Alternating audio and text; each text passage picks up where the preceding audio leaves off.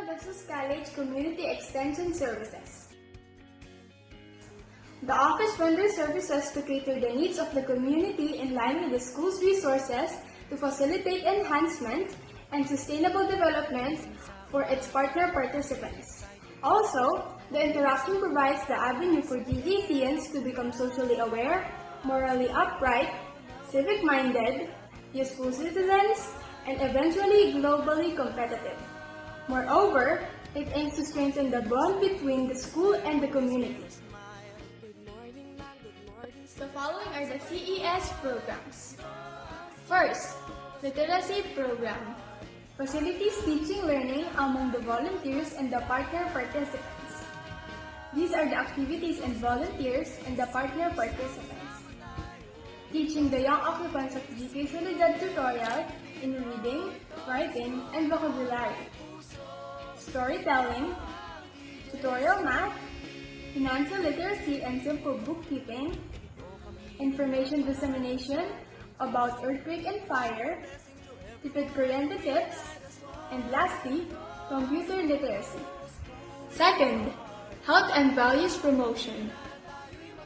Under the health and values promotion in elementary, high school, and college are demonstration on proper hygiene, proper toothbrushing and hand washing, information dissemination about diseases, supplemental feeding, distribution of toothpaste, toothbrush, and hygiene kits, first aid management and first aid kit distribution, home management, spiritual activities, and lastly, group dynamic activities.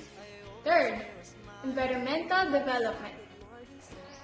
When it comes to environmental development, the following activities are involved: seminar on proper waste management, distribution of trash cans, yellow and green, tree planting, like rambutan, papaya, and calamansi, seeds and seedlings distribution, like talong, okra, and palaya, pechay, luya, and sitaw, and lastly, vegetable gardening.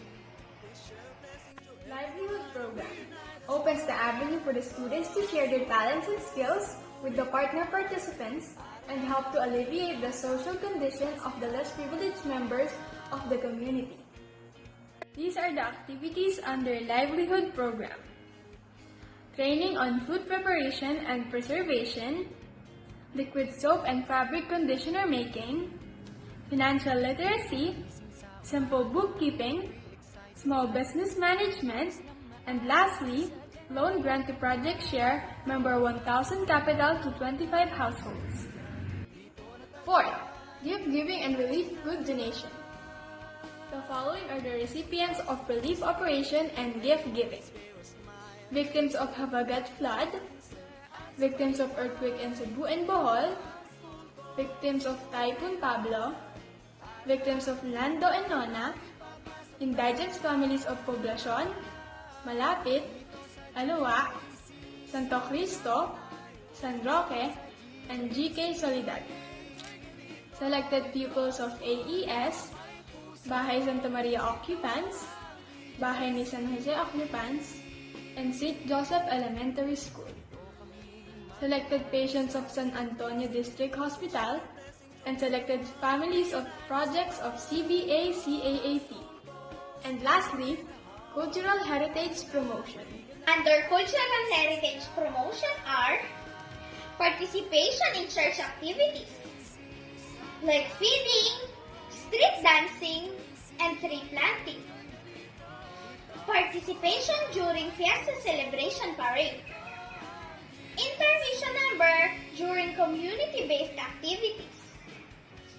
There are many activities undertaken by GJCCES in coordination with the SPS, pre-LM, elementary, high school, and college, the PTCA, and the Alumni Office.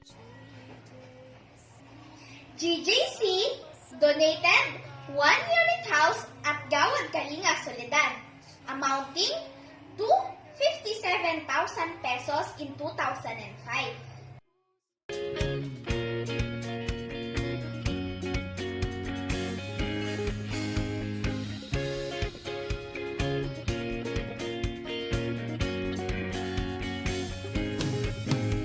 Pagising sa umaga, ako'y excited na.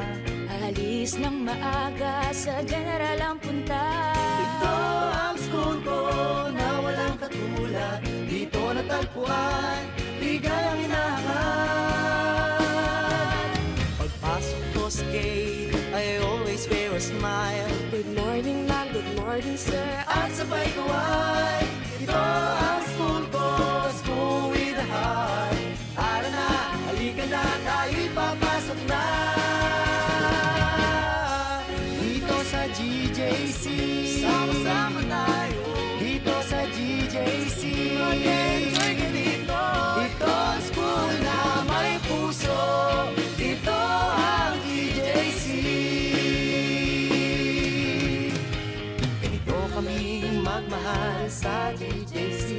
We share blessing to everyone and we unite as one. Ito ang school ko, school with a heart. Tara na, halika na, tayo'y magsasaya. Dito sa GJC, sama-sama tayo. Dito sa GJC, mag-enjoy ka dito. Ito ang school na may puso. Ito ang GJC. Dito sa GJC.